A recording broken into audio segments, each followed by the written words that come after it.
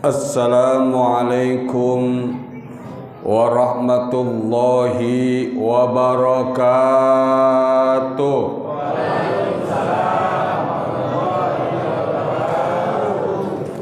Ada pohon selasi tumbuh dekat sumur.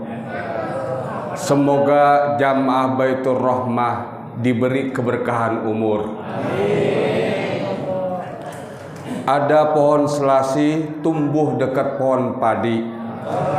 Semoga jamaah Baitur Rahmah ditambah keberkahan rezeki. Bismillahirrahmanirrahim. Alhamdulillahilladzi an'ama alaina bi anwa'in ni'am.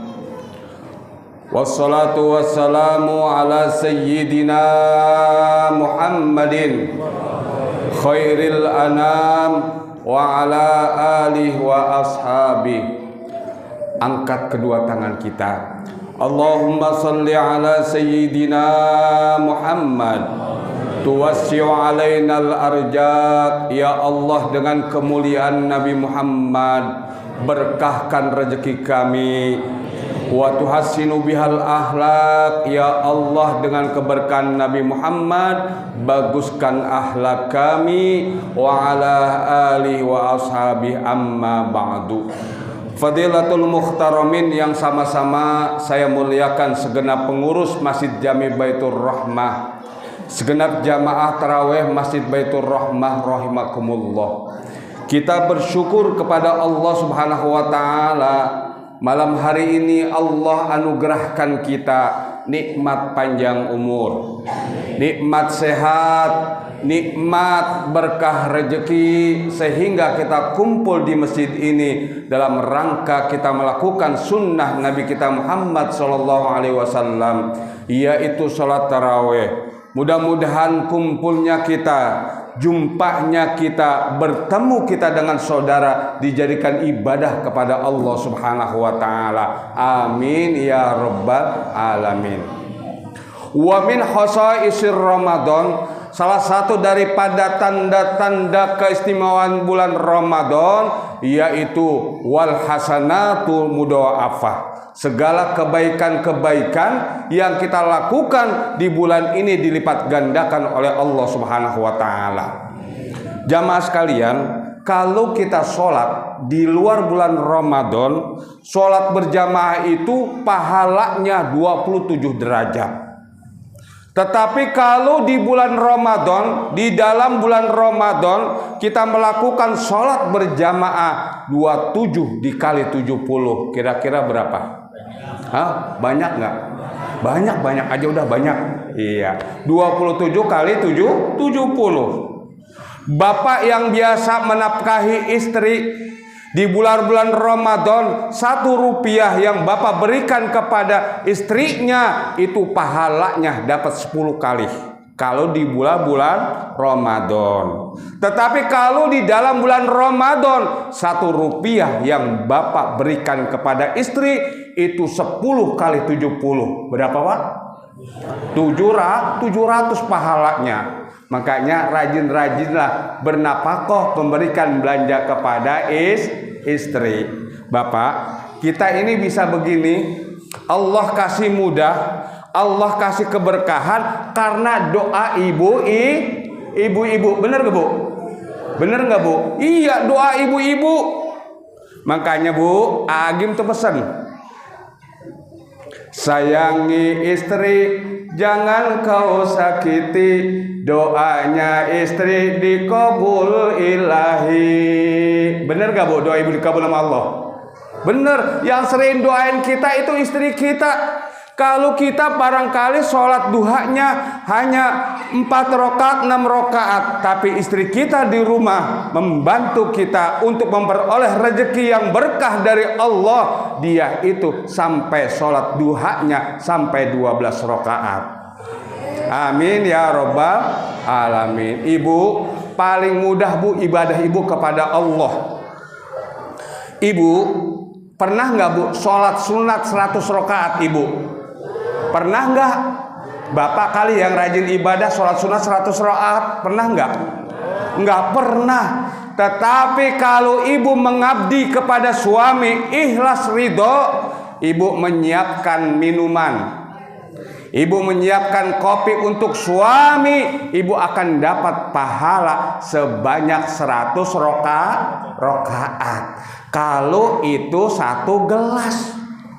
Lah kalau ibu ingin dapat pahala 1000 rakaat, gampang Bu caranya. Papa, ini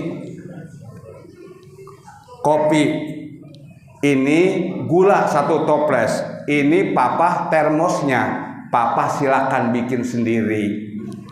Boleh Bu? Setuju? Setuju. Itu insya Allah ibu akan dapat pahala sebanyak 1000 rakaat. Kalau ibu melayani, memberikan sesuatu yang baik kepada suami, itu akan mendapat pahala sebanyak 1000 rakaat sholat sunnah. Amin ya robbal alamin. Pak, Bu, urus suami yang baik ya Bu ya. Kalau nggak diurus ini, suami ini, uruslah suami sepenuh hati. Kalau nggak diurus, dia nikah lagi. Setuju Bu? Setuju. Makanya Bu, urus suami. Surga ibu-ibu itu berada di bawah telapak suami. Selagi suami ibu mengajarkan ibu, menghantarkan ibu untuk taat kepada Allah Subhanahu wa taala, maka wajiblah ibu untuk taat kepada suami, wajiblah ibu untuk berbakti kepada suami. Maka oleh karenanya Allah Subhanahu wa taala sampaikan dalam Al-Qur'an, man jaa bil hasanati falahu asyru amsalihha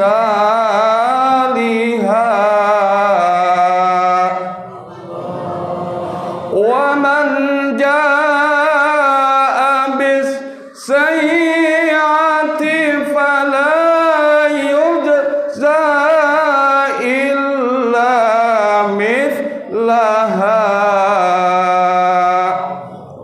Siapa orang dari umat Nabi besar Muhammad sallallahu alaihi wasallam melakukan satu kebaikan, Allah Subhanahu wa taala akan memberikan pahala sebanyak 10 kali.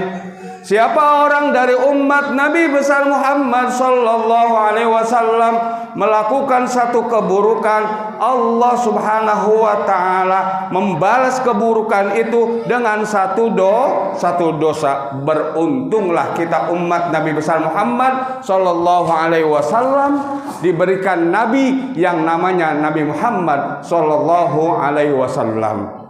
Marhaban ya marhaban ya nurul aini, marhaban jaddal husaini, marhaban marhaban marhaban ya marhaban ya nurul aini, marhaban jaddal husaini, marhaban marhaban.